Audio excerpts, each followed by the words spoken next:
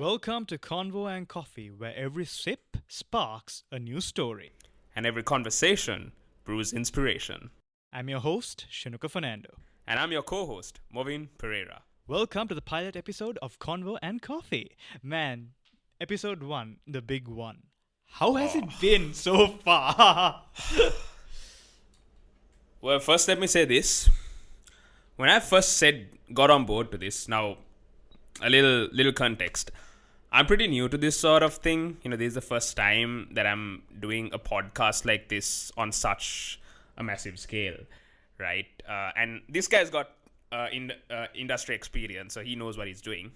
But I'm completely new to this. And man, when I say I was hit like a freaking truck, bro, when like the particulars came into mind. Because initially when I said yes to this, I was like, okay, it's gonna be a pretty chill thing, and it's just two friends hanging out, talking. In front of a camera. In front of a camera. In front of a microphone. In front of a microphone. I thought it was very simple, but turns out that there's so much that goes into it, man, and it's so much more intricate than that. And I don't want to demoralize any people out there that are looking to start their own podcast, but know that it's not easy. It's not easy, but I'd say it's pretty worth it. But hey, in the bright side, we make it look easy. Oh yeah. Man, this man's like a freaking master of his craft, bro. That's too much overpraise, but thank you for that. Thank you for that sentiment. Anyways, let's get the pleasantries out of the way. Yeah. Let's tell our audience on how we met. Yeah, okay. Interesting, no? That's an interesting day. I think this dates back to February of this year? Yeah, early this year. I remember last year. No. It wasn't last year. It was early this year. Really? Yeah. Okay, so what happened was, so we met at this common sort of community that we go to. He's a very spiritual person, by the way. He wants to be right with the Lord upstairs. I'm not the... I sin every day, bro. Like it is not easy. But hey, that's part of the Christian walk. You know what I mean? But yeah, this is actually a church community group that I met him in. It's called a small group, more widely known as a cell group. In our particular church, it's known as a small group. But yeah, that's where we met. And it was a day to indeed remember, because I remember for work purposes I went to Bentota. Yeah. And I came back. I came to Colombo right on time, because cell group meetings happened, or I would rather call it a gathering. Yeah. This guy's like the prodigal son of cell group, because he comes for 1 week and then disappears for an entire year, and then he comes again. I mean, if you were to totally put it into words, it'll be like if I'm like the rare sighting of a Bigfoot if Bigfoot existed. I guess you could say that. So anyways, like it was a day to remember. I went to Bentota for work purposes. I came back at like 6 p.m. That's when the gathering starts. Yeah. And I was like, let me pop in and say hello, right? And man, there were so many fresh and new faces. Like, yeah, man, we got quite a few new faces. Where did the time? Right. Or maybe it's just that like you hadn't attended a session in so long. maybe, but then I heard this loud commotion, right? Like I heard someone talking from here, from diaphragm. Oh yes, diaphragm. This guy's very faithful in what he does, and if he's passionate about something, he likes to talk about it. One of the reasons why I picked you as a co-host. Anyways, we had this segment in our gathering called the Weeks. Yeah, we share our weeks basically. We just share what happened during our weeks, the good stuff, the bad stuff, and basically talk about how we're just walking through life and our daily struggles. Just sharing, and we try to get insight on how we can make our situations better. It's a pretty cool segment. One of my favorite segments, honestly. And I think one of yours as well. One right? of the favorite segments for me, though. Yeah. Because you could totally relate it to something maybe some other person might have gone through. Yeah. In the weeks. Exactly. Hey man, that sucked. That happened to me. Or I'm like, oh, that's pretty good. That happened to me, right? Yeah. So when everyone got their chance to talk about their week, and when I went, and in every single chance that people got to speak about their week, you had something to say. Yeah. You had something to add for every person's week. And when it was my turn, I went. I was like, oh, it's been a wonderful day today. I went to Bentura, came back using the normal route, not the highway too, or the expressway, whatever. Oh, I remember you had a fantastic day at work that day, right? Like, Fantastic is an understatement. okay, even better. It was a bit tiring. Is there a word for something better than fantastic? Incredible? Marvelous? Marvelous? Stupendous? Fantabulous? Get the Oxford dictionary out. Oh, yeah, for sure. And I was talking about my day in Bentura, what I had to do and everything like that. And it's been amazing. And you had something to add to that. I can't specifically remember what you said that I day. don't think even I remember. I don't remember most of the things I said. You called me an uncle that time because I was wearing all formal. This guy, with no hesitation, right? First ever meetup, first ever time that we were speaking to each other, flat out insult. One of the things that I actually liked about you is because you speak your mind. Yeah. And you're not afraid to express it. Women or man, I don't know if that's a bad thing. Yeah, in a way. I mean, like I think I try my best to keep it real with people because I feel like, I mean, people deserve to hear the truth. You know what I mean? It's difficult. Obviously, it's very uncomfortable to do that because, like, especially when you come across a situation where you're with a good friend of yours, right? And maybe they're not going in the best direction. It's really, really difficult for you to put yourself in that uncomfortable position to just say, hey, I don't think you're going the right way, right? Because they might not agree with you. And but in my opinion, I feel like that's part of true friendship is you gotta build each other up, and sometimes you gotta hurt their feelings because at the end of the day, maybe that's the reality check they need to get to realize, oh shit, maybe I'm messing up. So yeah, that's why I try to keep it real with people. I mean, I agree with you. Honesty and being very real needs to go around a lot these days. Yeah, and in a weird way, people have interpreted it in a different way as well. Yeah, as in being like real, as in like being in like a. It's like a personal attack or something. Yeah. But it's like we're just expressing our opinion, yeah, right? Sure enough, but it's a way people understand it, and yeah, I guess that's how it works at the end of the day. And dude, like there have been, I mean, even I expect the same for myself as well. I expect my friends, especially my closest friends, to be real with me. And if they feel like I'm doing something wrong, then honestly speaking, if they call me out on that, I'm happy because they do that. Because that gives me the reassurance that they genuinely care about me as friends. Because if they didn't, they'll just shut up and wait because it doesn't affect them, right? But since they do care about me and they care about my well-being, they bring it up. It's something I really appreciate. There you go, folks. Moral of the story: don't go for advice to Movin. He's gonna attack you personally. He's like, yeah, I might. He's like Movin. Like, just imagine someone comes up to you, Movin. This girl hates me, Movin. It's because you're probably clapped, bro. This girl hates me, bro.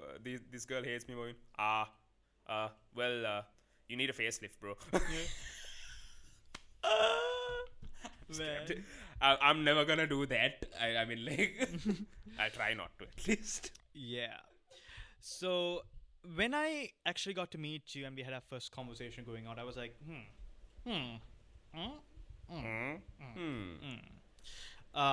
it's because the more we got to talking to each other, yeah, the more I found out that we actually relate to each other in multiple ways. But we don't always agree with each other. Yeah. We are in the opposite. We are in the. There's so many things I don't agree with you on. Yeah. It's a miracle that we're still friends because there are certain things that I stand by, like that I'm really really passionate about that he doesn't agree with me on, and like it genuinely pisses me off. And then sometimes the points you bring up, I'm like, what man? But it's actually always a fun conversation. It's always is. And you guys are going to see this back and forth banter a lot. Oh, yeah, bro. Even the topics that we have in store for you today. Oh, yeah. We disagree on that. Oh, wow. And the more I got to know about you, we actually sort of clicked. Yeah, we did. And I was like, hey, you're a really outgoing person. Yeah. Very well spoken. Kind of, I guess. Not as good as this guy, but I can. I mean, I can get a sentence out. And I was like, if you like speaking and if you're extroverted, want to do a podcast? Yeah, it was so random the way this I was guy like, came in. He's I was like, "Wanna do you a want to podcast?" do you want to do a podcast? That's because that's all it takes And apparently. like in that moment also, I was just like, is he being serious right now? Okay, sure, bro. And then like in a few days later, I'm like, oh, okay, this is serious. Like too late to say no now. So. But actually, it turned out to be like one of the best decisions I made. Honestly, it's been so much fun. Apparently, this guy had a soft spot for comparing, and for me, I've actually lived that sort of dream of yours. Oh yeah. Yeah, for like I was in the industry for nearly like 2.5 years, radio presenting, TV presenting. I've seen people, I've done a lot of things. Yeah. Oh man, he has so many contacts, bro. Like, it's crazy, honestly. Like I mean, if it wasn't for just the people you knew, I feel like we wouldn't have gotten the traction that we did. Right? Yes. Yeah. Yes. And me knowing the fact that he always wanted to be a presenter also sort of gave you this sort of a adrenaline rush to do this. Yeah. In the sense, like, I kind of wanted to put myself out there, to challenge myself. And a platform like this is a good place to learn, right? Because it's a very casual setting. You can't go to an event and, like, fumble. Yeah. Exactly. But here, it's a little more casual. And, you know, it's not as formal, not as, like, in your face. So I thought, why not? I mean, it's a good place to sort of get my nerves out of the way. Exactly. And as you say that it's raining too, guys. The weather forecast is looping all over the place. Yeah. With that said... Rain, go away, come again another day. Oh, sorry, I didn't speak to the mic. Said it like a true gentleman. Why don't you say it to the mic? Rain, go away, come again another day. So basic, so lame. Meme that, guys. Screenshot it, meme it, record it, do what you have to. Man, like, you know, we thought we were going to be talking about these big topics. I'm singing, like, freaking nursery rhymes over here. It's funny, like, since I just explained to you what my sort of first expressions were, impressions, I would say, so not expressions. Squeezy me. Ow. What? You said squeeze me. Okay. Oh my god, okay. So, what was exactly your first impressions of me when I came to small group? Okay, so, funnily enough, I had actually heard about you before I came to small group. Did I tell you about this? Yes. All right. You probably have. Yeah. You probably have. I'm not pretty sure. Yeah. This might be very, very foreign to me as well. It could be. Yeah, I've not talked to you about this much, I guess. But, yeah. So, funnily enough, the thing is, I joined small group fairly recently. I joined around late last year, actually. Whereas you were a part of small group, I think, since early last year, right? Or I was there for a while. 2022, 2020? 2022. 2022. Okay, so you were there for much longer. longer. No, I think it's around 2023 as well, if I'm not mistaken. So then you might have been early 2023, because I came around, if I'm not mistaken, I joined small group towards the latter part. I think early December was when I joined small group. Oh, okay. Yeah, December 2023. Oh, okay. So I'm a much more recent joiner as opposed to Shenuka over here. And so the group already knew him. And we have this WhatsApp group where we just sort of talk. We share scripture. And it's like our casual group, right? We make jokes there as well. And I remember once, in response to this statement that one of my friends made, I sent a sticker. It was a pretty funny sticker. And like these guys commented on one of the people in that sticker looking like Shenuka. And then I was curious, okay, who is this Shenuka guy? And all of them were like, oh, bro, like he's like this crazy outgoing, like, you know, he's something else. Like they were all describing him in like the most like entertaining way possible. Like it made me really curious to get to know about you, to be honest. And all of them were like, bro, I feel like you guys are gonna get along really, really well. Like his energy and your energy like match so hard. Like you guys are gonna love each other. They actually predicted it? Yeah. Did I exceed your expectations? Did I meet your expectations? I mean, like, I think at first, obviously,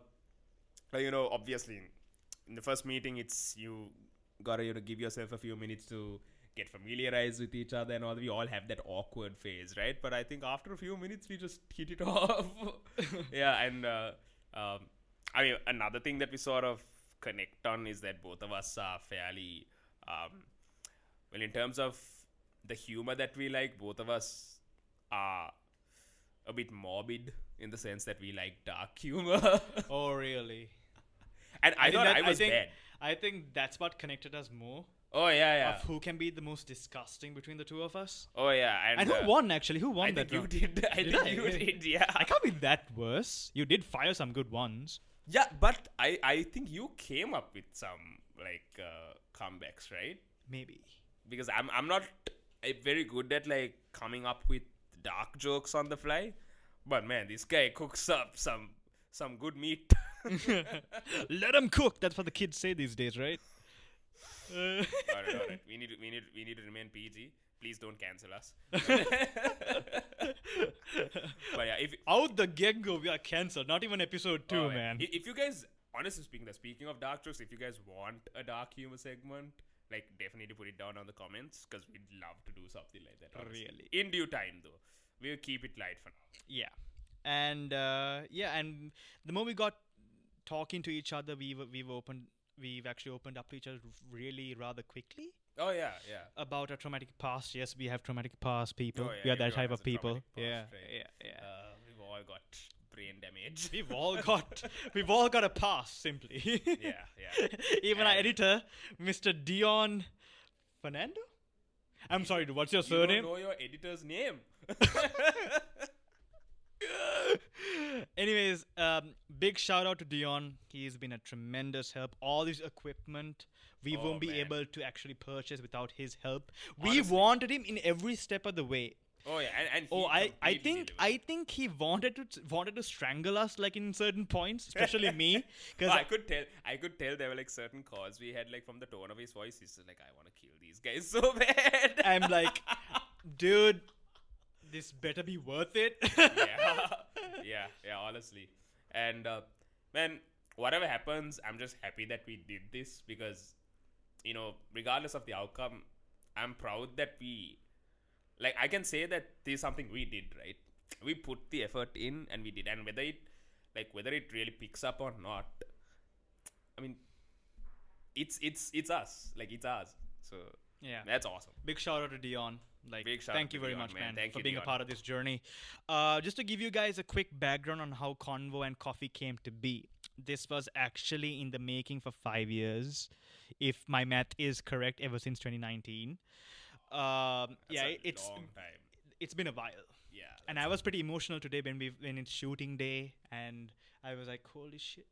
It's actually happening. It's actually happening. He couldn't believe it because it's very foreign to him, this sort of concept. Yeah. And here I am, who has been dreaming of this moment for 5 years to get this together. If you were wondering what's the reason, one is because I didn't have a proper team back then, and plus COVID hit. Oh yeah. I think hit at the worst possible. I think it shambled us pretty badly, and I had some temporary members way back in the day.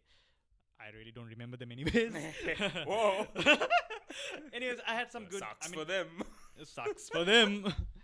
And there were certain points where podcasts were sort of taking onto the Zoom platform also, because it was all quarantined, Right, and people couldn't go into their studios and make content, and people had to resolve to this sort of Zoom platform also. I tried to carry Convo and Coffee throughout the COVID-19 pandemic era as well, but sadly, due to not having a proper team all the time, because I was pretty packed up with work back then, because I was in the industry. Yeah. But I'm very happy that I'm finally having the time to do this. Man, same here, honestly. I'm so glad that I was able to be a part of this and, like, just bring your dream into, like, help you bring your dream into fruition. Yes. Thank you very much. Movin, how do we say this? Powers unite. How do the Power Rangers do it? Like, Power Rangers Unite? Like, was it? We need to have a catchphrase for this. Let us know what this should be. This ends. Convo and... Movin and can't- Shenuka, let's brew. Oh, that's Yeah, bad. That's bad. That came off. That sounds so That gay. came off so bad. That was so bad. Okay, I guess, With that said, we have a lot in store for you guys. It's just I can't even find the words to explain. honestly, man, we have- we've been brainstorming all these. We've got special guests lined up as well. Oh, Man, I can't wait. I can't wait for that. Really can't wait. And episode 2, that's gonna be a special guest Oh yeah, like right from the get go. right from the get go, and it's been amazing. Oh, it is. And I know for a fact, and you know for a fact, that this is gonna be an experience. For sure. It's. It already is. I think we should come up with our own novels. Life is a Highway by Rascal Flatts. Oh. We can't. I think we can't use that name. because we get copyright infringed. We'll do something, right? Anyways, let's get on to our first segment of the show. This is the Needle Mover. Well, the needle mover is actually a segment that both of us discussed about, and it's something that we're going to be having over the upcoming few weeks as well. And what it is basically is, simple topic. We all love movies. We all love games. We all love music. It's mostly going to be these three categories, and what we're going to do is we're going to take different movies, different games, and we're going to be putting them on the scale on this needle mover. So if you can see the needle mover on screen, there is a red category, there's a yellow category, like a yellow to orange, and then there's a green category. And what the red category is bad, and the bottom line of the red category is absolutely horrendous. And then we've got the middle category, which is the yellow one. That's sort of mediocre content. And then we've got the green category, which is good to great to phenomenal. Phenomenal. Yes, phenomenal. This guy's a hoot. Anyways, what do we have first on our list? All right, so in particular for this episode, seeing as this is one of the latest movies that has come out, we wanted to talk about Deadpool 3, and we thought it would be pretty interesting to actually bring the whole series into the mix. So what we're going to do here today is we're going to be talking about our thoughts, and mind you, we actually have pretty differing thoughts. It's going to be a very interesting conversation. Remember when we mentioned that we are not in the same page at all times? Oh, yeah. This is going to be one interesting This is where you're going to conversation. see that come out. Yeah. So we're going to be talking about Deadpool 1 to 3. So 1, 2, 3.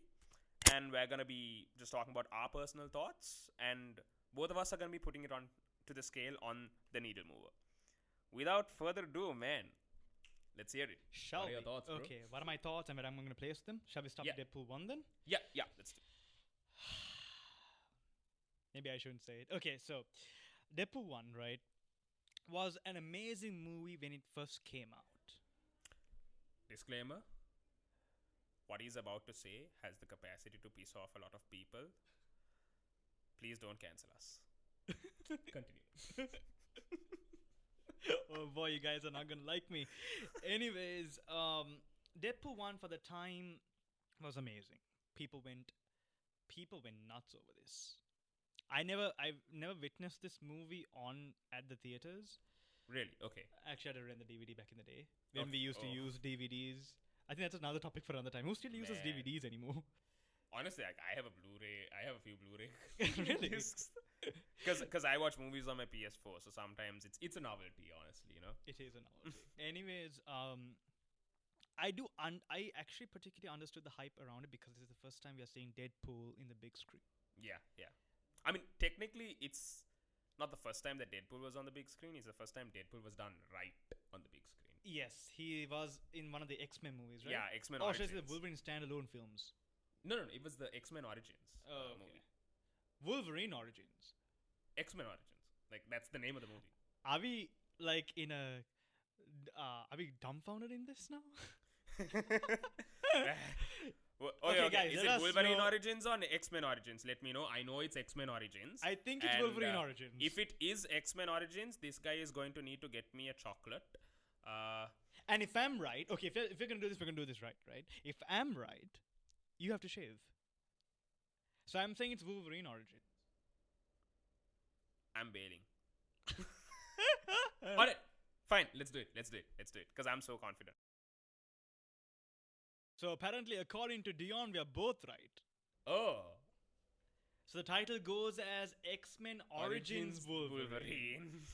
So we were both right. We were talking about the same thing then. Yeah. Okay. Okay. Debate bunked. No chocolate, no shaving. Okay. Okay. What? Okay, fine. Maybe, yeah, I would 100% agree with the statement that you said this is where Deadpool was done right. The perfect actor was casted or cast. Cast. Get the Oxford Dictionary out. I mean, technically, it was the same actor that was cast. Oh 'Cause yeah, because he Ryan played Reynolds. Deadpool. Yeah, that's right. That's how amazing this is. Like I can say disappointed in his face, man. Like Shenuka, what are you talking about? I mean, hey, that's how good of a job Ryan Reynolds did with this movie. Yeah, honestly. It wasn't Ryan Reynolds' fault that Deadpool was portrayed the wrong way before. And at the time, like, it was amazing. I think I repeated this statement over and over again, but it's just that the movie doesn't work like it did before. I think it goes back. I think this is like very general for all movies because the experience does not stay the same for long. But need I remind you, the classic Jurassic Park films to this day, I can watch it from top to bottom with the same experience as I had before. This could be a little bit biased because I hold dinosaurs near and dear. Oh man, this guy loves dinosaurs. And I've had conversations about dinosaurs with him. And like, bro's mad. He knows so much. I mean, if you're really into dinosaurs, like if there are any women out there that are really into dinosaurs, he is currently single. So if you're interested, hit him up. Is that a possibility? I mean, bro, that very much could Well, be. never Man. say never, right? You know, like, dude, there's always someone out there that like just matches you perfectly. It's just that, like, you know, they're probably on the other side of the globe right now. Anyways, but me watching, I think I've watched Deadpool, the first movie, I think for like 7-8 times probably. Not in one sitting or whatever. I'm not that crazy. Yeah, but with proper time gaps, obviously. It's just that first time watching it, I found it funny. Loved the characters, seeing some of the X-Men in the big screen, like Colossus, for example. Yeah. Amazing. Watching it for the second time, we were really going nuts for this. The jokes worked at that time. It's not very memorable now watching I don't know how many times you watched Deadpool. I don't think I've watched it as many times as you have. I do need to rewatch it. Rewatch it right now. I have the same attitude that you have right now and watch it. I don't think you would enjoy it as much as you did before. Maybe. It could be. Because, like, now the way I'm gonna rate is gonna be very different to his. And that's based on my memory of the movie, right? So let me rate the first movie first before you jump in, man. Anyways. Sorry. Me so sorry. Okay. It's not if it's accurate, okay? Whoa! No, we're not doing that here. We don't do that here. We don't do that here. Wakanda forever.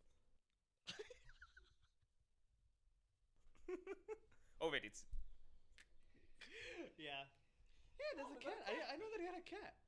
I mean, it's not my cat. Like, it's just they've got a lot of cats. Like, so, anyways, my final thoughts on where I'm gonna list Deadpool, the first movie, on the needle mover, is very surprising because I did enjoy most of the iconic scenes. Like the expressway scene was pretty iconic in the theaters. It's pretty amazing just watching it now and being like, oh, I remember this. Love the soundtrack that's going on with it as well. The action scenes were amazing. X-Gon, give it to you. Yeah, was pretty famous when this thing was around. So well done, bro. So well done. And the best can I say? I think I'm repeating my statements over and over again, but it was good for its time. But is it memorable? No. So in that case, Deadpool 1 goes at the red section of the needle mover. Wait. Yes. For me, this is just purely my perspective on the first movie. Red? The red section. That's objectively a bad movie. In my In my opinion, yeah, it sort of is. It's a bad movie? terms like of- a bad... I mean, I can understand you thinking it's maybe a mediocre movie, but a bad movie, like all the way back? But do I enjoy it now? Do you? No. No. In terms of being a masterpiece to time to come, I mean, in Deadpool's terms, it's not. Those movies are not I can masterpieces. already like just hear the pitchforks. Sharpening up. Da da da da da da da da. Pitchforks. All right, Deadpool 2. Because I don't want to hear this guy slander Deadpool 1 anymore. Like it's breaking my heart. So Deadpool 2. So Deadpool 2, funny enough, and this might be good news for you. I enjoy that movie miraculously than the first one. Okay. The jokes work until this day. I think I've watched Deadpool 2 so many times. It's crazy. Wow. I think I'm at my 50th rewatch. Not at one sitting. Man, that's but, crazy. you know, with proper time gaps. I love the jokes. Love the variety of characters that were introduced. The story was just amazing. Made us love Deadpool more, for a matter of fact. And the intro, we are getting into this conversation further to Deadpool 3. But Deadpool 2 intro for Celine Dion, Ashes, was Man, amazing. yeah. That was a pretty cool intro. I think all three Deadpool movies have amazing intros. That is something you can't deny. Like, We'll get into that in Deadpool 3, obviously. People yeah, already yeah. know what we're going to talk about, obviously. yeah. Deadpool 3 just took the world by storm, but we're But still talking in about Deadpool 2. advance, spoiler warning, and we're gonna give you a spoiler warning. Maybe talk about it as well. We're gonna be spoiling Deadpool. Maybe you might have to 3. skip ahead for the Deadpool 3 section, but this is still Deadpool 2. But Yeah. Ashes by Celine Dion, amazing. Characters in the movie, amazing. Storyline, amazing.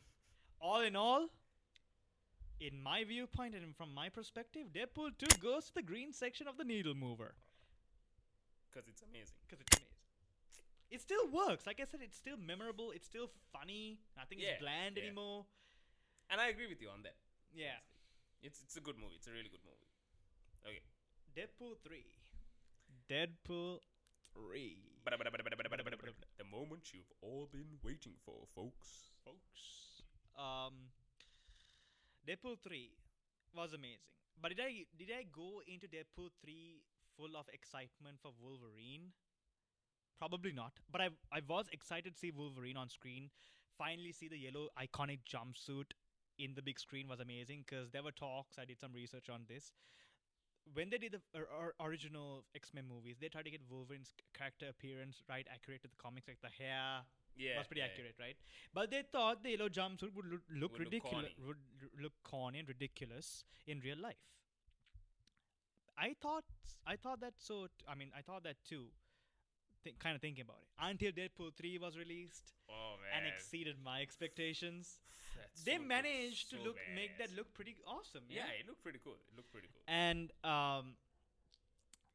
like that scene where, spoiler warning, but that scene where he puts the mask on, bro. That's where I think there was some of the negativity comes in. I think the CGI was really not in place in some moments with the mask on. I think I get what you mean, especially in terms of the mask, right? Because while it was awesome to see the suit in full action in theater, it did look a little off. I don't know what it was. Like, it didn't mesh well with Hugh's face, I felt. So I do get what you mean in terms of like the CGI looking a little hit or miss. I love Deadpool suit. Deadpool suit was so cool. Am I the only one who didn't see any difference in terms of the contrast, maybe? Like the red was more brighter in this suit or something like that? I know there was some backstory of how it was made, and I didn't see a major difference. The red was brighter. Yeah, definitely. And I don't know, I think it just looked a little more appealing to the eye. But yeah, I definitely get where you come from in terms of the CGI being a little hit or miss. And I think that's been the way for like most of the latest Marvel movies that have come out. But mind you, just because we say it's a hit or miss doesn't mean it's bad CGI. Oh yeah, it's pretty well done. It's just all we are saying is it looked a bit off in some in some angles. areas. Yeah, in some angles it didn't look the best. But speaking of, you still haven't told the audience about what was the standout for you, because apparently It isn't Wolverine. It isn't Wolverine. It isn't right, Wolverine. which is crazy. One of yeah. the reasons he hates my guts, man. One of the reasons why. Anyways, the thing that actually stole the show for me was not Wolverine. Was excited to see Wolverine though, but man, the hidden cameos, especially one cameo in particular, Gambit. Hey, Gambit, man.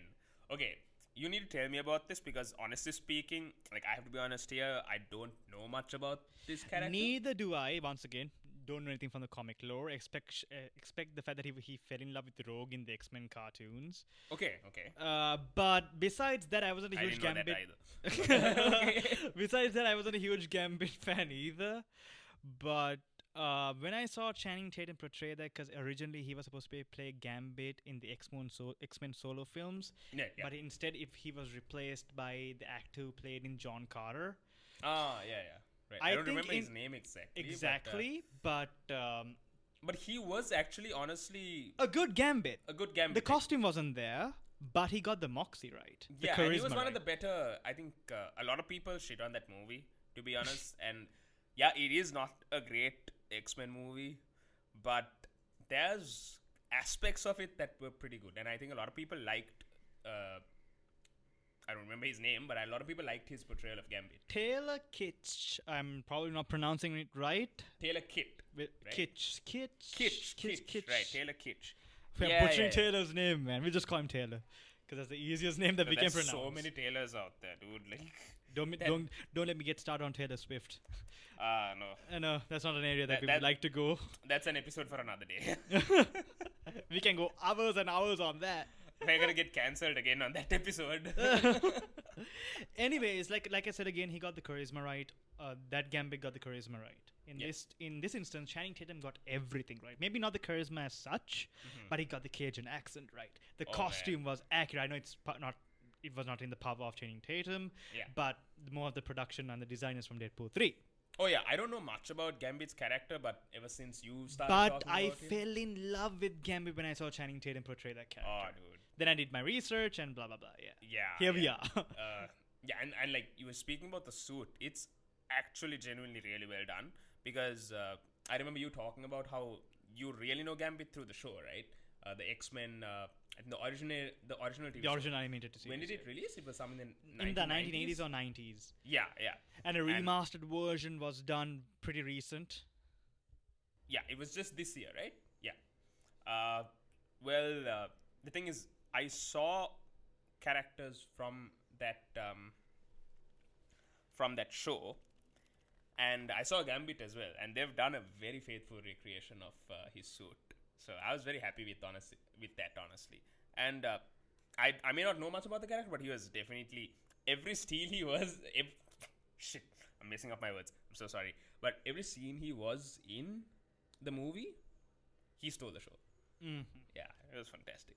Yeah, and for me, Deadpool 3 falls to the, if you didn't already know, the green category, or should I say the green section of the needle mover. Hey, so that's your favorite, right? That is my favorite of all the three. 2 still holds a good place in my heart because it's still timeless. Yeah. Except for the initial one, of course. Yeah. But I would like to get your thoughts now on this trilogy, where it sort of places on the needle mover in your perspective. Yeah, well, so my opinion's completely different to his, to be honest. Maybe this is where I guess the majority of the audience is gonna side with you. I'm pretty sure. I don't necessarily think that I was entirely wrong either. Yeah, there's probably gonna be a lot of people that would side with you, and I think that's the beauty of subjectivity. Content. Yeah, exactly. Is opinions, right? And we can discuss all we want, but hey, you do you, right?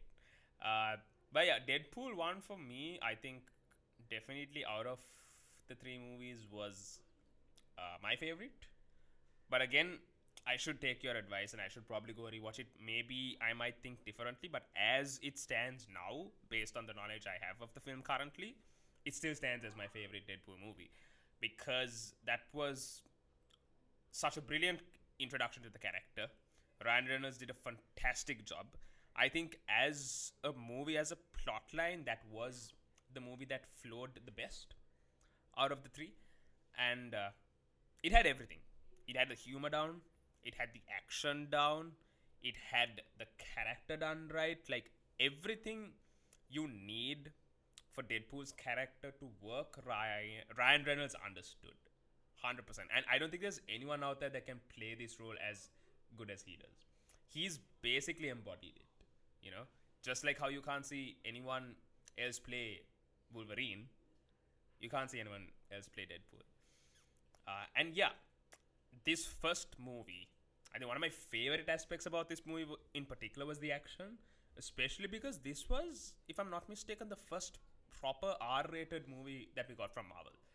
And they slapped it out of the park. Like, they really, really went full on board with this movie. It was so good.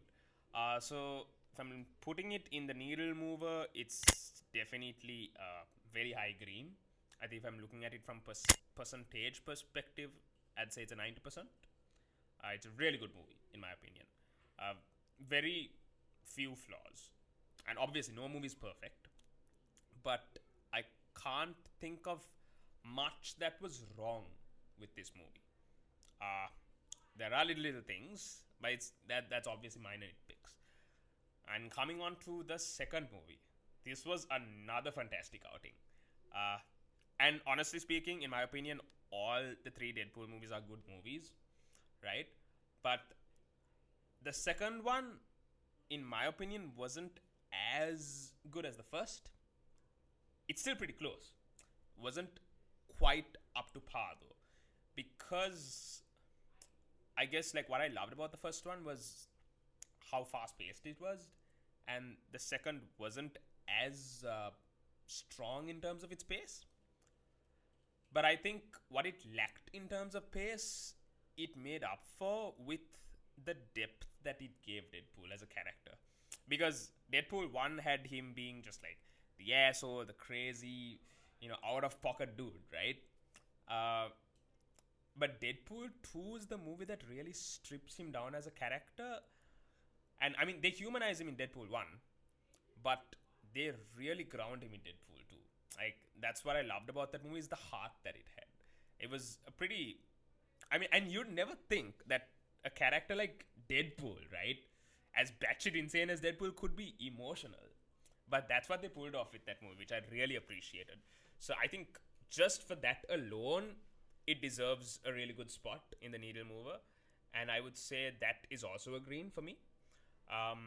But that is slightly lower than Deadpool 1. So if I'm looking at it on a percentage perspective, Deadpool 1 was 90%. And Deadpool 2 would have been an 85. Now, we're coming to Deadpool 3. And this is where maybe I have the potential to get cancelled. Maybe not though. Yeah, you never know. But there's a lot of people. I'll start by saying this. There's a lot of people that have been talking about this movie like it's saving Marvel. I'm not going to deny the fact that it is a good movie, but I don't necessarily agree with that fact that like, oh, it's going to save Marvel and like Marvel's going to be good from now on, because I mean, I think both of us can agree that Marvel Phase 4 has been pretty hit or miss, in terms I've seen the reviews, never really experienced the movies for myself. The new Ant-Man was trash, apparently. Yeah. Madam Web was trash. Madam Web is horrible, apparently. Oh but then again, I listened to all these reviews and critics. I never really sat down, even though it was bad, to experience that badness, I suppose. I never took that chance because I knew it was bad. Yeah. And I haven't watched everything, but I have watched a few movies from Phase 4, and there is definitely a noticeable difference in terms of quality when you compare it to, Phase 3, obviously. But, yeah. So coming back to Deadpool 3, my perspective of the film is that I thought it was a good film. And may I preface this by saying, I think as a cinematic experience, it's probably one of the best movies out there, because this is one of those movies you have to watch in the theater. I feel like you're doing yourself a disservice if you don't at least have one sitting in the theater, because with the intro scene, which we're gonna I get feel into. very ashamed for not mentioning that in in my timeline. Should I say timeline of when it was my turn of When is speaking? your When it turn? was my turn. Timeline. Yeah, I was wondering why. Timeline. But we'll get to that. we'll We'll bring get to that, that. yeah. But yeah, the intro scene was fantastic, and I think there was so many moments in this movie that was simply a love letter to the fans, and for that alone, it's worth watching as a cinematic experience. But on its own as a movie, I feel like it fell short of the other two. That's not to say it's a bad movie by any means. It's a good movie. It's not a great movie, and it's not as great as I guess a lot of people are making it out to be. Uh-oh. So yeah, Uh-oh. I can already hear the pitchforks for me as well. Zing, zing, zing. But let me get into why. First thing that I did not particularly like about this movie was that I wasn't a big fan of the villain, to be honest. I thought she was very cookie cutter, like cartoonish evil to a point. Bald and British is what we Bald mean. and British. You're classically like James Bond villain. No, but legitimately, I mean, she, as a character, I didn't feel like she had a lot of depth. Cassandra, right? That's her name. As a villain, I felt like she was fairly forgettable. I also think that Deadpool and so Ryan Reynolds and Hugh Jackman's chemistry was the saving grace of this movie, in my opinion. It carried the movie. She was apparently scary in the comics also. Apparently. Oh, really? I did some research. I think it was a hit and miss in that opinion also, in that way also, if you really think about it. Alright, so Again. she was like a cartoonish villain in Again, that as well. another factor that I should have mentioned, Yeah. and it was my turn to talk about the movie. I missed out a lot of things, Oh, apparently. Okay, fine, but still, it's in the green section for me, though. Yeah. It is what it is. Hey, and I mean, look, I get into my rating, but like, look, guys, I still think this is a good movie. But that's one of the nitpicks I had with it. Then another one was they did a lot to hype up the fight between Sabretooth and Wolverine, right? Oh, And now that I think about it, like, dude, that shit was shown in the trailers, and like, it was hyped up to no end. And Sabretooth is known to be one of, like, Sabretooth is literally Wolverine's arch nemesis in the comics. Like, he's one of the most notable villains, most notable antagonists, I would say, to Wolverine. And then that fight was over in like 2 seconds. was it like sort of like a shoot saying maybe the rivalry in the comic is unmatched? Yeah. I guess it was more of a shoot on how their fight was never worth it in the live action scenes, especially in X-Men 1, I think. Okay. Maybe the creators thought, even Ryan Reynolds thought, that like It wasn't necessary. it wasn't necessary in a way. Maybe that was It a way could that they be. were looking at it. It could be, but man, honestly speaking, if that's the case, Why did they have it in the first place? Yeah, why did they have it in the trailer in the first place? Why did they hype it up to that extent? Because they included him in the trailer, so it made it look like this fight was going to be massive. And then it didn't turn out to be. So I felt like that was a little bit disappointing for me personally, because I would have liked to see that. That would have been a really cool fight to see, honestly. I also think that the action is shot well. The action is shot really, really well in this movie. The cinematography is fantastic. But in terms of nitpicks, I'd say that there's a little bit of an overuse of slow motion in this movie, in my opinion. Too much. Yeah, a little bit. Too much for Movin's taste of slow motion. And I like slow motion in other movies, not. That's not what he means, folks. That's not what he means. But yeah, this movie had a little bit of an overuse of slow motion, in my opinion, as opposed to the other two movies where the action felt a lot more grounded and it felt a lot more real. And I think the blood effects also, like, the first two movies gave the R-rated rating like a bit more respect as opposed to this one, in my opinion. That's not to say this was bad. Again, I really like this movie, and I think it's one of my favorite cinematic experiences of this year. Is just these are a few of uh, the nitpicks I have. The plot didn't feel as coherent. Johnny Storm died for like the stupidest reason ever, because like Deadpool was such. Yeah, the fact that first Human Torch that we got into contact with in the big screen is now dead, and I guess the same could be said about Ben Affleck's Daredevil. Daredevil, yeah, they just like They mentioned like that mentioned he's screen. killed off screen. I mean, I thought it was a Right. very cheap way of doing things. It was exactly. It was Like it was very hard to come to terms with. Okay, now this guy is dead, yeah. regardless of what you thought about the film back in the day. The OG Daredevil is dead. He's dead, and it's just done like they just say it on screen. Like it's, and also personally, you know, for a movie to be truly good, right? You need not just good main characters, titular characters. You need good side characters as well. And personally, I felt like the side characters that were shown in the first two movies was stronger than the side characters in this movie. Uh, I mean, aside from Laura, really, so X-23, and obviously the reason that I guess we're connected to Laura is because of Logan, and because of the connection we have to her uh, due to Logan the movie. But aside from Laura, I felt like all of the other characters felt kind of bland, a little bit bland. I mean, even I like Gambit, like I like Gambit, I like all these other characters, but we don't like. It's just like they're there.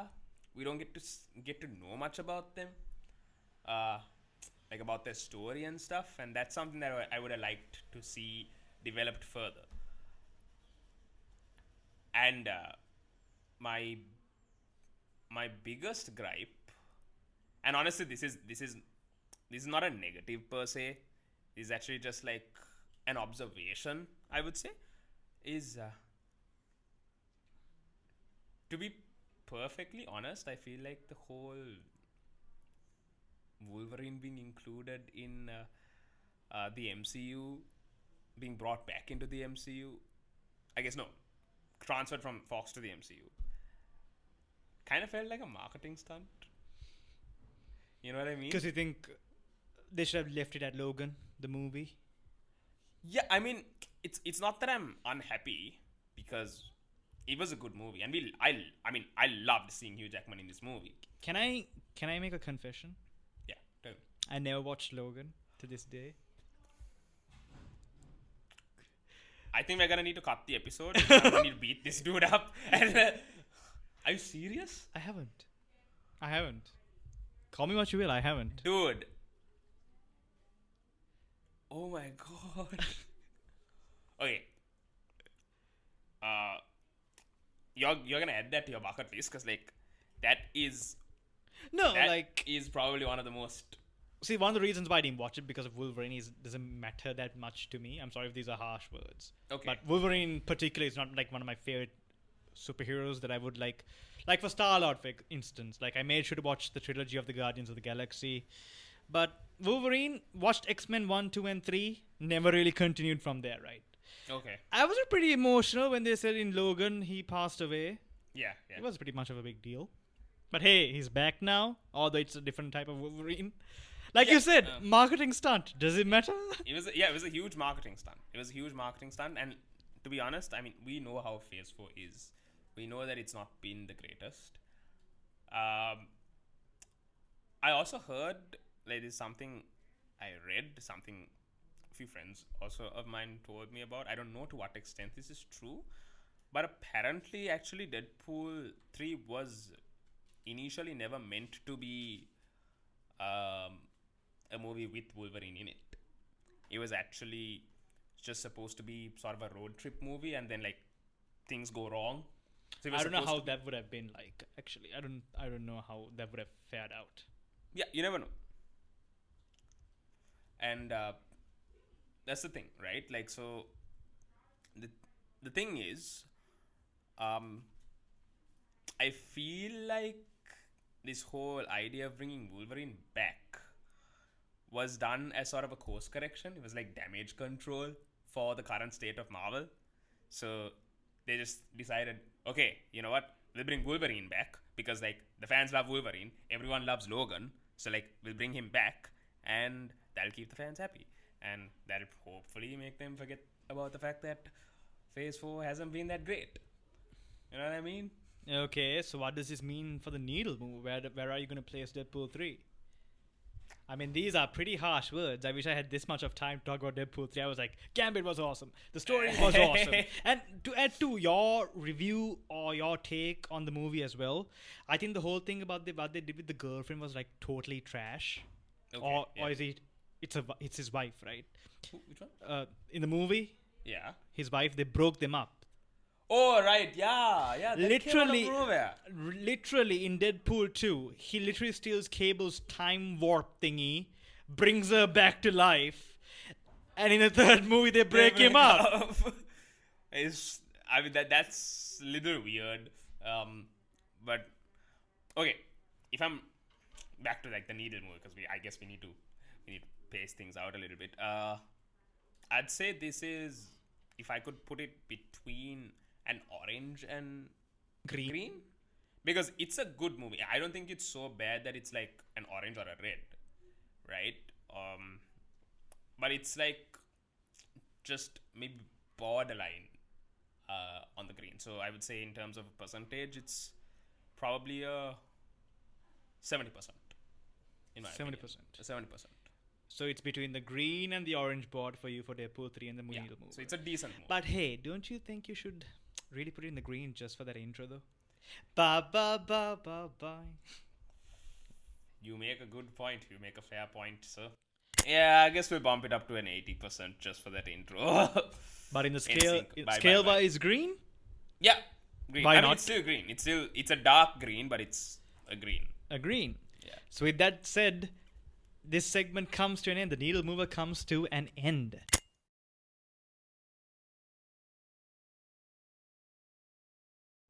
This episode has been sponsored by Gengio Ceylon.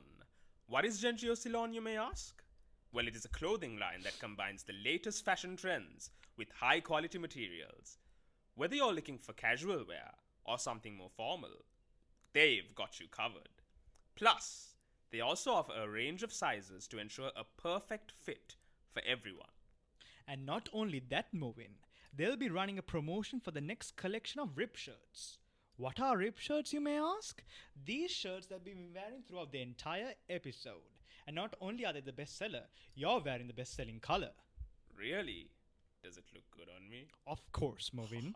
Thank you. Where the first 25 customers will get a 10% off of their purchase. Follow Gengio Ceylon's Instagram page to get more updates on the launch date. You can also shop online at www.gengioceylon.com or visit them at their flagship store in Aturugiriya. If you need any help choosing the right outfit, please feel free to reach out to their customer service team. Happy shopping, folks. Whether it's premium staff uniforms, elegant hotel linens, or exquisite Sri Lankan curry powders and spices, Gengio Ceylon caters to renowned corporate clients with a diverse range of high-quality products and exceptional service. This episode is also sponsored by Regalia.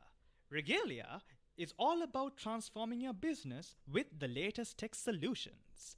As a growing IT company, they take pride in offering innovative and personalized services that help you succeed in the digital world. Whether you're a startup aiming to build a strong online presence or an established enterprise wanting to optimize your IT infrastructure, they've got the expertise to meet your unique needs. If you want to contact them directly, you can email them at connect@regalia.lk or call them at 0777 288 611. Furthermore, if you want to visit their website, you can visit them at www.regalia.lk.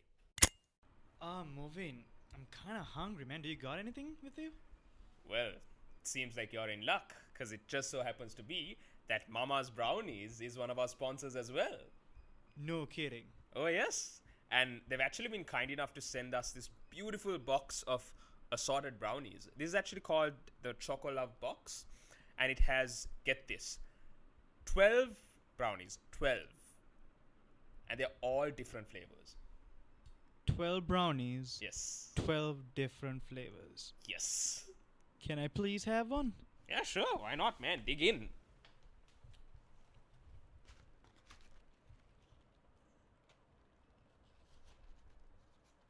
Oh, man, that's a good pick. That's a good pick you took. Wow, okay. So tell me a little bit more about Mama's brownies. But before that, I'm gonna take a bite. Okay.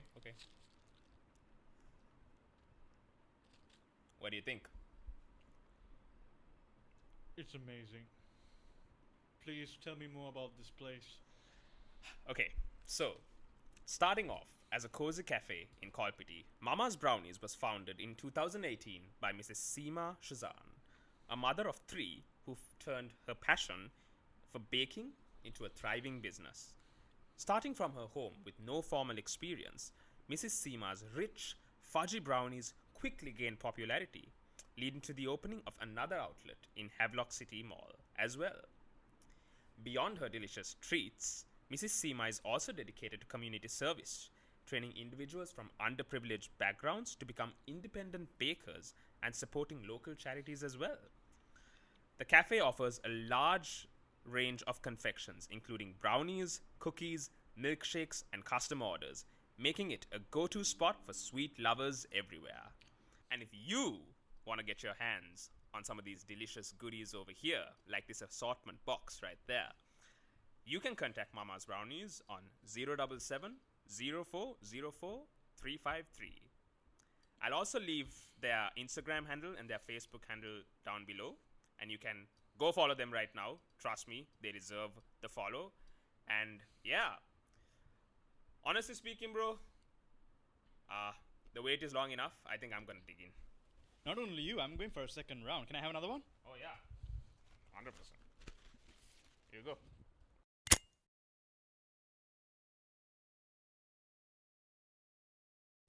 And with Needle that move. said, Yeah. things are gonna get a bit serious. It's time for our next segment, Real Talk. Yeah. So this segment is all about being real. And as much as we are a podcast that wants to be positive, wants to bring a few laughs here and there, I think it's really, really important to acknowledge the fact that it's not all fun and games. And sometimes in life, you got to go through a lot of negatives as well. And there's a lot of hardship and there's a lot of struggle that so many people go through. And we want to bring light to that. And we want to give our audience the reassurance that if there's anyone out there who's going through a struggle like this, who's going through something right now, who's going through something, maybe depression, anxiety, who's worried about the future, a failure, whatever it may be, I just want you to know that you're not alone. And, there's always people out there that can relate. And there's people out there that you can reach out to. Because we need to. As the human race, we need to have that sort of connection. And so, what we're going to talk about today, in particular, is we wanted to delve into the topic of failure. And I know in our country, especially with how the education system is, right, that failure is very, very hard for most people to come to terms with. And I think one thing that we can all agree is that we need to learn to come to terms with it, because it is something that we're going to go through in life. And if we allow every failure that we've gone through to bring us down, we're never going to grow. The whole statement of failures are the pillars of success. I know it sounds corny. I know it sounds cringe. But it's true. It's very true. So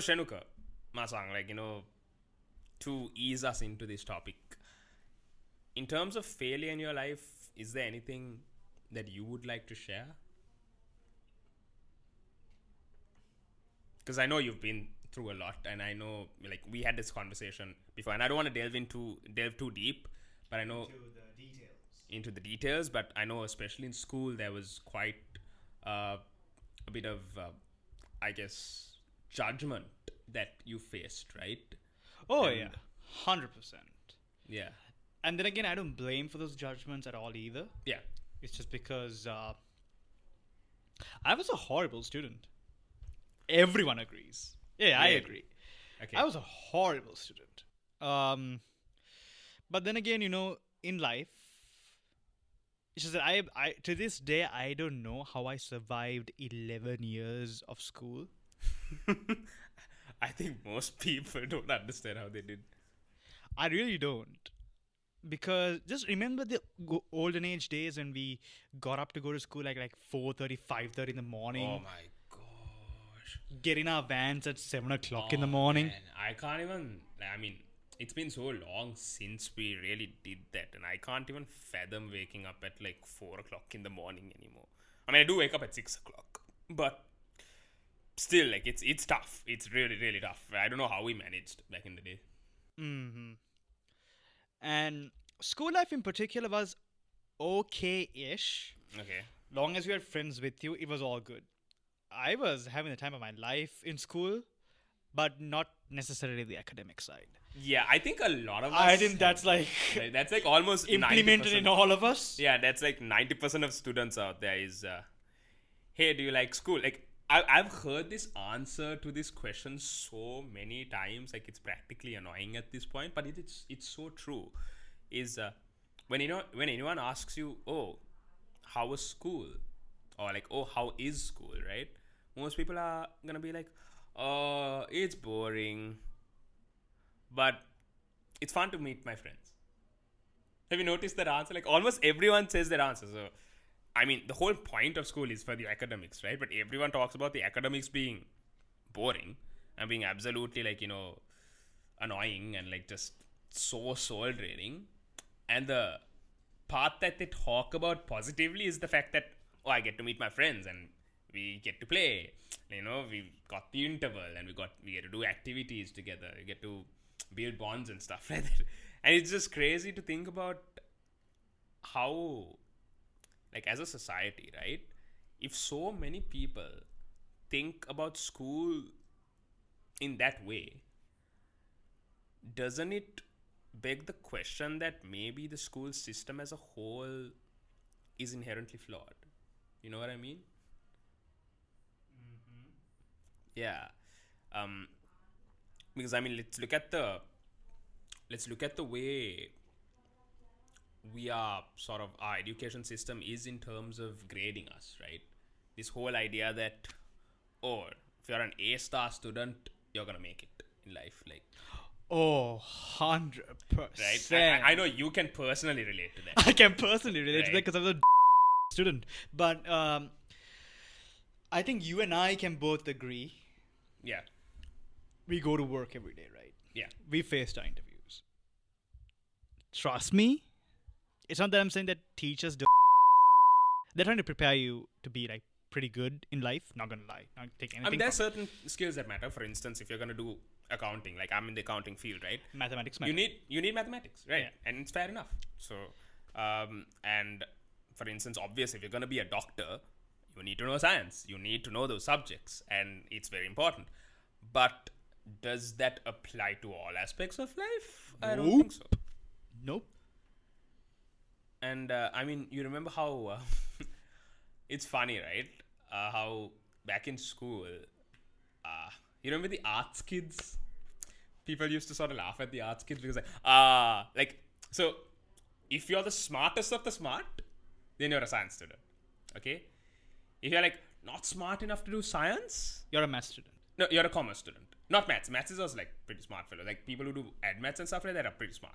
You can't deny engineering and all that, very lucrative field, right?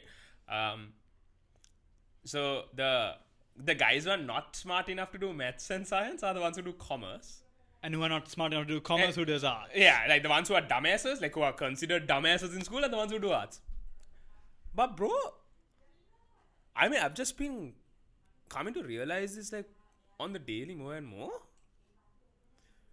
Dude, in today's age, you look at the people making the most money out there. Is by their skills. Yeah, arts. Arts. Arts. Because that's where creativity is. Not Right? necessarily saying Well, scientists don't earn. Oh my Oh, god, for they sure, earn. for sure, 100%. Like, scientists earn a lot. But, like, I mean, look, you're never gonna see a doctor earn more than, like, Shawn Mendes, for instance. Fair enough. Right? But Like, can come close though to in certain to a certain degree. yeah. Anyways, I think obviously we're just like, rambling on here. But I think the point that we're trying to make here is a lot of the times in school we were sort of segregated into this, you're doing smart science, so you're smart. You're doing commerce, all right, like you're in the middle, fine. Or you're doing arts, or you're a dumbass. And it was like segregating people into like these sort of categories of like smart. I don't know, like to even add to your statement of this, like I didn't even know there was sort of like a categorization when it came to this, because maybe it happened unbeknownst to me, because I was an arts kid. Maybe you can consider as your words a dumbass, maybe. But He can be really dumb sometimes. Yeah. oh, I can be really. And plus, maybe that's why we disagree so much. Because I was a commerce student, so I'm smarter than him. So I'm just kidding. Anyways, like I mentioned before, I never knew there was sort of a categorization within kids, like in like excluding you in ways such as this. It depends on what subjects that you learn. Yeah. I never knew that was a thing. Maybe it was, but it never was clearly addressed to me. And surprisingly, there was a large number of art students in my batch. Really? Okay, Large okay. number. And a semi-large number for music. I don't know where where does music kids fall into your category? In terms I of guess how, music kids also like fall along with the arts kids. It's like, okay, they don't have any like skills. is it like they're gonna harmonize through life? Hey man, I definitely lived through that motto. I harmonize my way 100% through life. And Alright. I'm a music kid. Like even though I chose commerce in school, like music's been a part of my life from the age I was 4. Basically from the day I was born, because my mom also apparently said that I sang before I even could talk. Yeah, I don't know to what extent that is true, but apparently she used to say that as a baby, I would like hum and stuff like that. It's crazy. All right, we have a new yeah. Shawn Mendes on our hands. No, it's like, I'm not a big fan of Shawn Mendes. You don't have to be a Shawn Mendes. Okay, fine. A new Sinatra. Probably not, but I do love like the oldies, so for sure. Oh yeah. Hey, who knows? Maybe I'm oldies, dude. Yeah, I'm oldies, dude. Far out. Bro. I mean, I They think just don't make music like them they anymore. don't make music like that anymore, and it's crazy, right? Because like, honestly speaking, I mean, my music taste also it's a little all over the place. I think this is a section where we don't want to delve too into. I think we're going out of topic here. But yeah, I think we need to get back to topic actually. Well, like, we're supposed to be real over here. We're talking about like music and stuff. We're laughing also in this segment. Never saw this coming for this segment. Yeah. Anyways, like it's surprising that you really started off this segment talking about school life. Mm-hmm. Just to reiterate what I said before, when I said I just can't believe that we went through 11 years of school. Remember when you used to go to school on the daily and learn about things that you were least interested in? Oh my gosh. Yeah. Remember when science period was the first period of the day? I could not stand it. And I know there's like science is important, obviously, but like, It is, but man, I really don't want to hear about photosynthesis at the first like 8:30 in the morning. Oh man, yeah. Like honestly It- speaking, it- I just want to go and sleep. It goes to show you, like, I enjoyed my university life very much. Really? Yeah. Okay. Because you know why? We enroll ourselves to learn something that we like. Yeah, exactly. Argument could be made where certain modules don't really adapt to the main course of whatever you're doing, because I did creative industries in my university, obviously. Yeah, art student, right? So / dumbass in his perspective. Not my perspective. Just the Apparently, general perspective. I can hear all the people who are very creative minds are like rubbing their pitchforks. Everyone's coming at you at this episode, huh? I mean, Like, they oh my started off God. coming at you, so I guess like it's fair enough to throw a little bit of the buzz back at me as well. Yeah.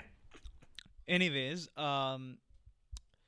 there were certain modules in this, like there was like introductory into marketing. In my thing, maybe it makes sense because marketing is also more about creativity in a way of marketing your product, For sure. whether it be through designing or verbal communication. Didn't really seem to add at that time for me, but now I see the value of it.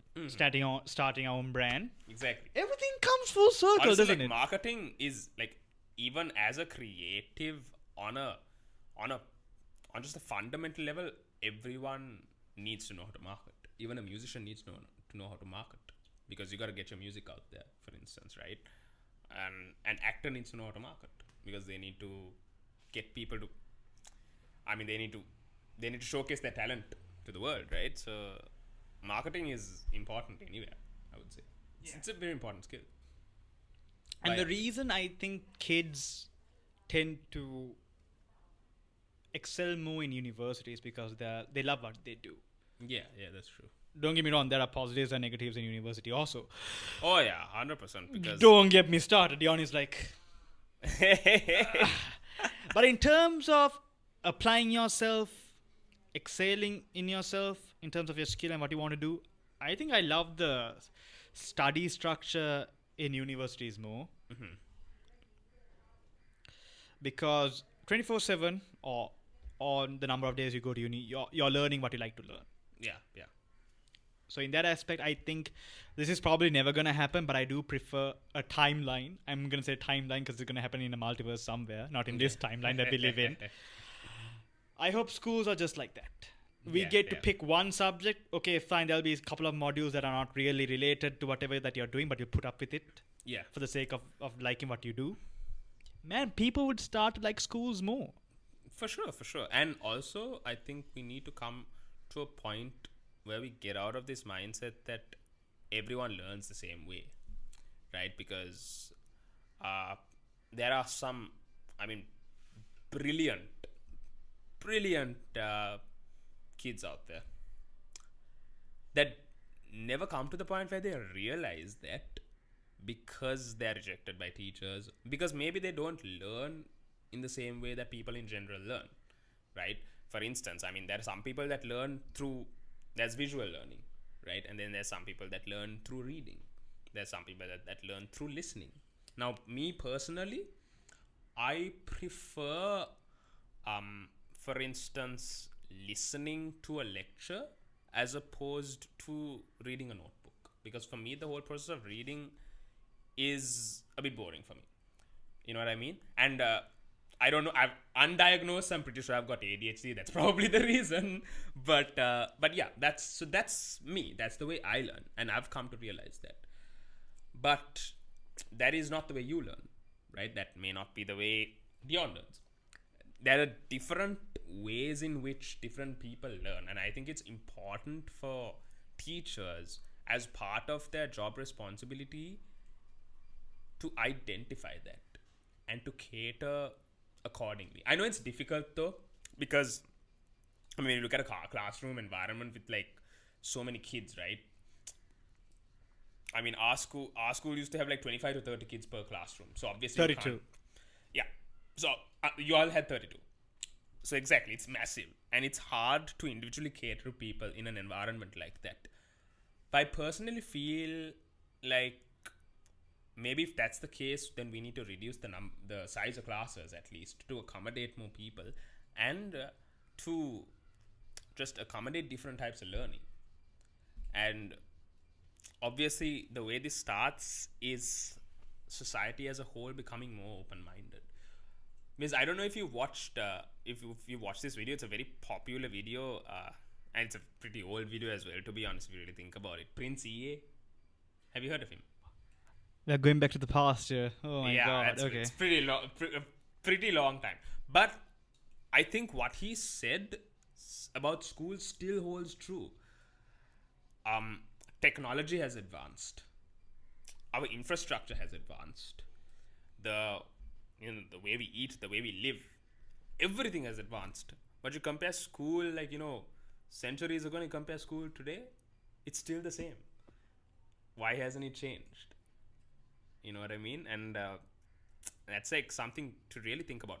Another thing is we learn all these like subjects, right? Like maths, physics, chemistry, biology, all these like subjects that are supposedly supposed to be very important for our lives. And in some cases it is. If it's something you're interested in, for sure it is. But what about what is not taught in school? There are so many people that struggle to do their finances, right? Financial management, I feel, is a basic skill that needs to be taught. Tax. Like, bro, I still am confused with, like, I'm an accountant, okay? So I know to an extent how the tax Look at system that works. flex. Accountant. Girls out there? It's not a very Any accountants out there? It's not a very attractive job. To be honest, I don't know if I really want to be an accountant for that long. But hey, figuring out life over here, right? But still, as an accountant even, I struggle with doing my finances. I struggle with taxes because it wasn't taught properly in school. And that's something that I think needs to be incorporated, in my opinion. Like, taxes, just general life skills, soft skills especially, in our country, for instance, okay? And I'm grateful in a lot of ways to my school. This wasn't a problem in my case, and I can clearly see that. And I think, did your school have effective speech as a subject? Not as a subject. Right, but you all had Toastmasters, I'm guessing, yeah? Not at school. Not at school. Okay, so that's part of the problem, in my opinion. As far as my knowledge goes, we didn't have any. Really? So, I mean, maybe there were some extracurricular activities here and there. Yeah. I wouldn't say speechcraft oriented. Okay. Not that I recall. But some sort of communication focus. If you're saying if there were curricular activity in regards to that, like different like groups or whatever, no. No, right. So that's the thing, right? Is personally, especially given what I've been through in school, right? That's something I genuinely am grateful for. I'm not the biggest fan of my school. My school has a few, like, there's a lot of drama behind it. I went to Lyceum, so another flex again. There's a lot of drama. What do you call yourself? Lyceumites? I guess, yeah, you can call us a Lyceumite. You Lice. can call me a Lyceumite. Lice. Not a fancy Shut word. up, man. Lice. but yeah, so like, one thing that I loved about it, honestly, like when I was schooling, of course, I didn't think much of it. I thought, the effective speech is like the subject to bunk only. But now looking back, I realized, damn, that was such a valuable subject. Because I'm just, navigating the corporate world, right, on a daily basis. There's so many people out there that are extremely qualified. Like, technical knowledge is fantastic. Like, bro, if I sit down and really, like, delve deep into how knowledgeable some of these people are, like, it's freaking crazy.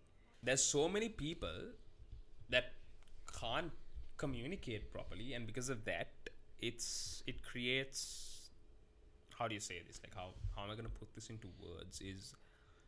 It really limits people. Because, I mean, I personally feel that, I mean, you can get to a good managerial position, for instance, with technical knowledge. But once you get to top class positions, if you look at anyone in top class position, CFO, CEO, or if you're going to head a company, you need to know how to communicate. And that is a basic skill that's not really focused on much in school. I mean, we are taught to sit, listen, do your homework, revise, pass your exams. Yeah.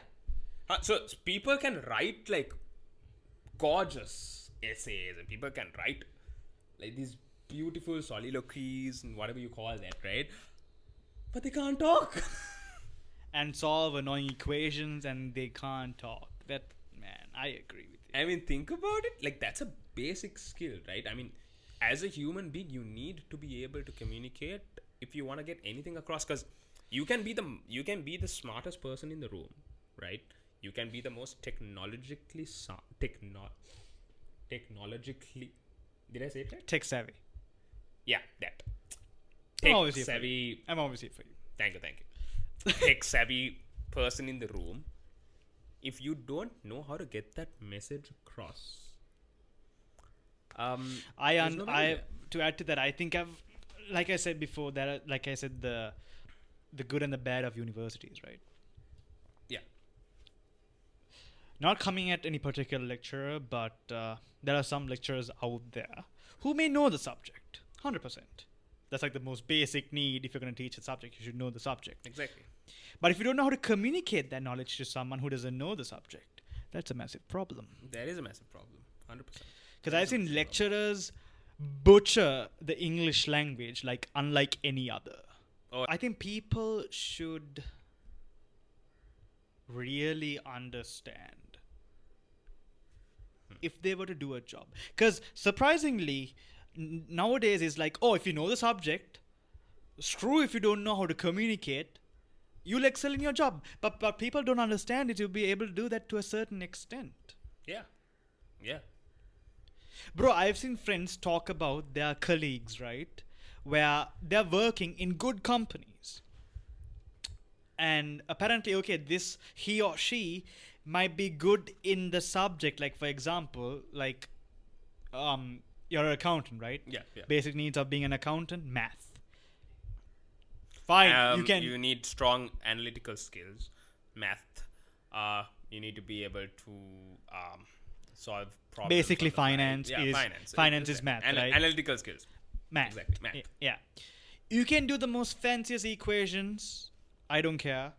But I'm pretty sure it comes a time and day where you write emails to your superiors or your colleagues, right? Bro, I've heard stories where people can't write an email. Yeah, and that's... think about how sad that is, right? I'm sorry if I'm insulting anybody out there. I'm pretty sure we are speaking like the proper thing. The truth. Yeah. That is the cold, hard truth, is that communication, by definition, it's a soft skill. And I'm not going to take away from the fact that it is a skill. Not everyone can do it well. And we have to acknowledge that. It's not... Because, for instance, you get into one of the most complicated topics ever, relationships. What does everyone say? In order for a relationship to successfully work, you need good communication. But it's hard. So I'm not taking away from the fact that communication is not easy, but it's essential. To survive in especially the tech savvy world that we live in today, you need it. There's no going around about it. Buts, ands around it. You need it. It's very essential, and it's not there, especially in our country. It's pretty bad. And that goes back to just like the school system as a whole, I feel. And I guess to come back to the main point of this segment is how to cope with failure, right? Yeah. And to be very honest with you, my experience of failure didn't really start from school, to be very fairly honest. Okay. School life just passed. Like I mentioned before, I was a horrible student. Passed my exams, I don't know how. Probably the man upstairs was looking after me. God is really, I have no idea. Those are not my marks. Dude, honestly speaking, same. Like I don't believe that the marks I got reflect the paper that I wrote, because I thought I did horribly at the paper. I got good marks. Yeah, God is good. My sort of downward spiral began at university, not because of academics. It's mostly of a social issue. You obviously know it. Yeah. That grin in your face just appeared. I know where this guy is going every time. Yeah. And I spoke to you about it the day we met. Was it the day we met? I think A couple of it days was a after. few days after. Few but days you after. Sort of hinted at it, I think, on the day we met. Oh yeah, the fact that I want to talk to you. Yeah. Even at that point in time, this situation happened like 2 years ago. And it's not a problem that I'm dealing with now. It's just that the after effects still haven't gone. Yeah. I don't know if it's normal or not. I'm living life to the fullest right now, but the after effects aren't gone yet. And I think that is a part of failure, honestly, is like, especially when it affects you to that extent, there's always a part of it that like kind of stays with you, right? There's a part of it, there's that fear, there's that like just primal fear that sort of sticks with you. Shit, I messed up. Yeah. And man, like I feel you. I've also, in a similar context, gone through social issues, I guess, like, especially in the last year. It was a pretty tough year for me, where I've failed, I guess, in a lot of ways. Failed myself mostly is, and I've come to realize I should have held myself to a higher standard. I think it's a big reason, actually, that I still struggle on the daily, and like, it's still a process, but I've started to take faith more seriously as a result of this incident, which I'm not going to get into detail, but it was pretty nerve-wracking. And not just that, I think for me personally, actually speaking, even my just experience with failure and my experience with that feeling of, man, I don't know if I'm good enough, that self-doubt, all of that came after school. Because during school, I didn't face the struggles that you faced, honestly. I was a pretty good student. I got really good marks. I was really good at extracurricular activities. Faith was something I started taking a lot more seriously, especially due to this. And I think starting church, starting to sort of grow my relationship with God, come back to church, because I've always been a Christian. I've always been, I was Catholic, right? I've always been a Christian, but I don't think I really understood what it meant. And this situation brought me to Christ, because it brought me to a really, really dark place, and I found God through that darkness. And so for me personally, my experience with failure came with the victory of finding Christ through it. So me overcoming failure actually came along with church. It came along with church, came along with meeting my small group, talking to my friends about it, and to my really close friends as well. It was a place where I was questioning everything. I was questioning so many things, and I talked to so many people and got everyone's insights. And finally, I came to realize that, like, with this situation, to be honest, my life was pretty stagnant, honestly, and I wasn't very happy with the place I was in. I'd been in a job that I really didn't like, right? And I felt like I had no escape. And meeting small group, church, this huge transition in my life, this place of darkness, it sort of made me realize, okay, you know what? Life's pretty limited. Life's too short. And I can't keep living the way I am. So it sort of forced me into a situation where I was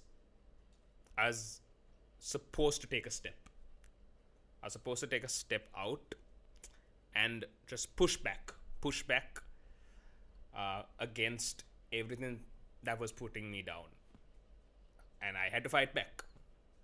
And I'm really grateful for all that happened to me in the last year, because after that particular situation, after that transition, after coming to a small group, that was sort of what gave me the courage to leave my previous job. And I'm in a much better position, I guess, in terms of where I'm working as well now.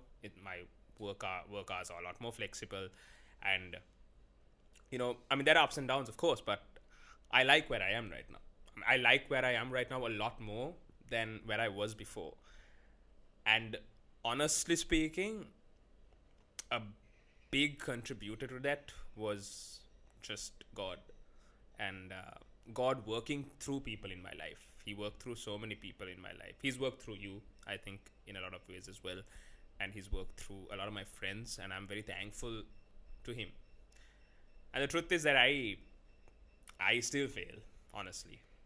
As a Christian, that's something that we have to come to terms with, is that we're always going to fall short. We're always going to fall short of the glory of God. And I guess in a life sense, you could say that there's always going to be imperfections. But life is not about, becoming this perfect standard, becoming, flawless. Life's about coming to terms with the flaws that you have, embracing those flaws, and just being able to smile through it and being able to live through that. And I think while I can't say that I can confidently do that right now, I can definitely say that I've taken a step in the right direction.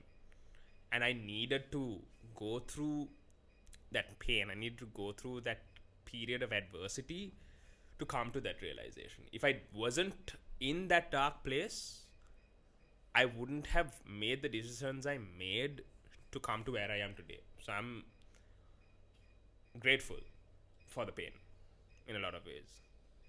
But what about you, man? In the majority of the things that you just said, a lot of them that I agree with, because of the struggle, the particular situation that I went through.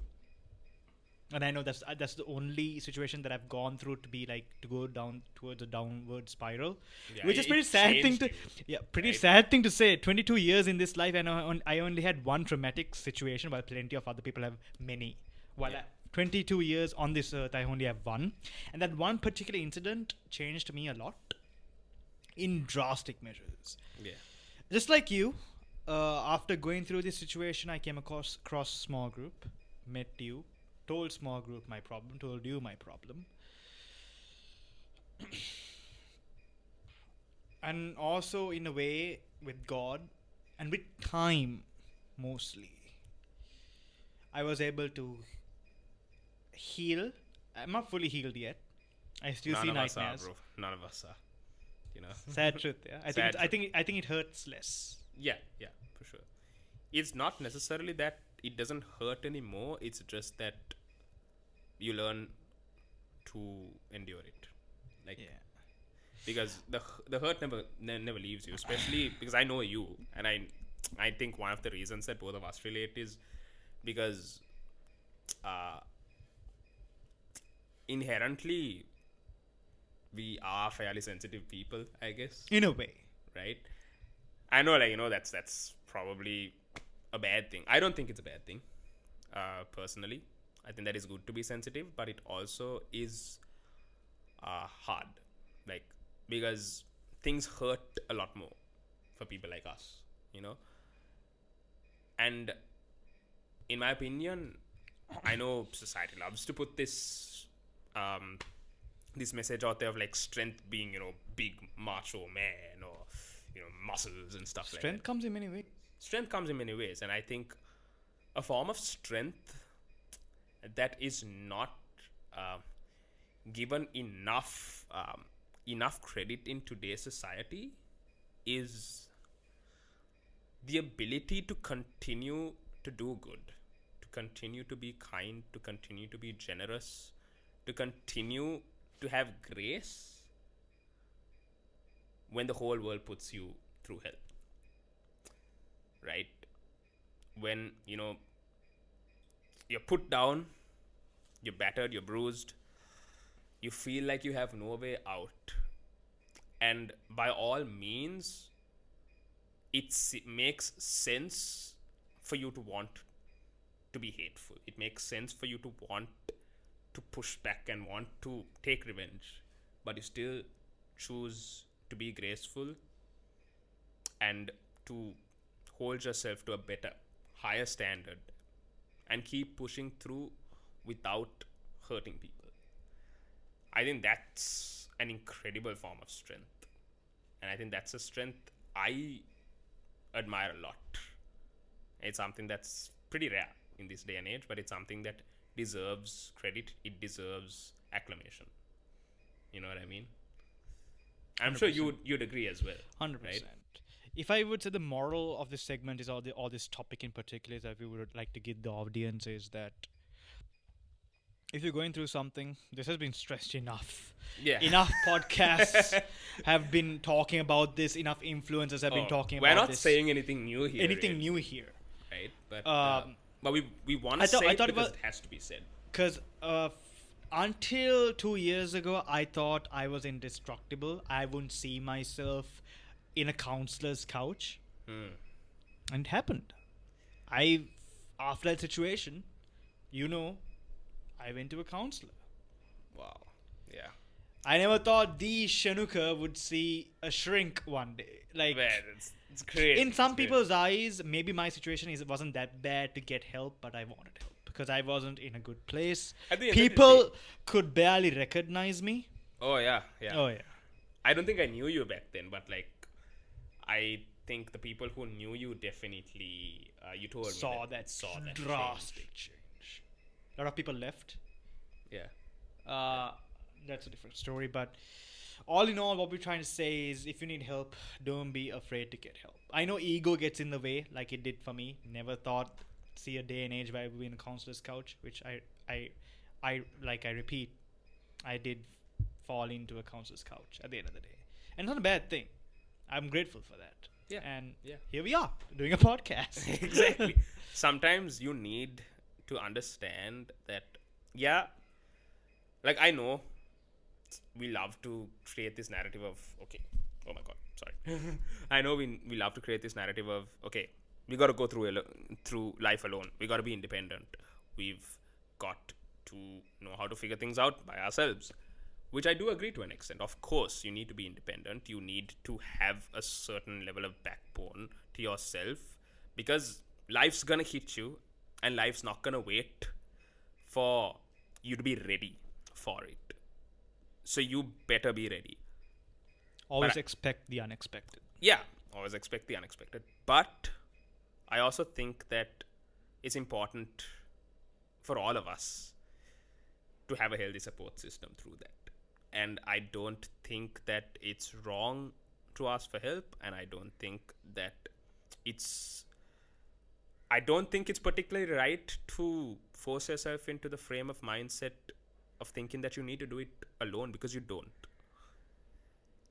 I know it's hard to trust people. Oh, very. It's very hard to trust people. After the situation that happened to me, I barely trust people. Yeah. Like it changed the concept. It changed the concept of the way I thought about people before. Yeah. And it sort of reconstructed my mindset around people, which can be a bit of a pain in the butt sometimes, but it is what it is. It is what it is. When you go through traumatic situations, you don't come back a normal person. For sure. But you're more reformed and more strong. Exactly. Whatever doesn't kill you makes you strong. Makes you stronger. And with that said, man, we should be the new Kanye West. Well, that's also a conversation for another day. I think we can bring Kanye West into the Taylor Swift episode. Kanye, if we ever do bring her up. Kanye, if you're hearing, would you like to be a special guest in a podcast? Oh, there was like so much stories about like Kanye being Christian and stuff like that. Also, I don't know. There's a lot of like buzz around that. We should definitely talk about. We will get to that in another whenever episode. Taylor Swift is being brought up. Oh yeah. Anyways, episode 1 comes to an end. Convo and Coffee. Man, how does it feel? It feels pretty good. Our first episode. Honestly, man, I'm pretty proud of us too. Yeah. Like, we've come this far. I didn't even think that we'd actually come to this point. Like, I never expected that we'd be here doing this. But shout out to Diyon over here. Shout Bro, out he's to- been amazing.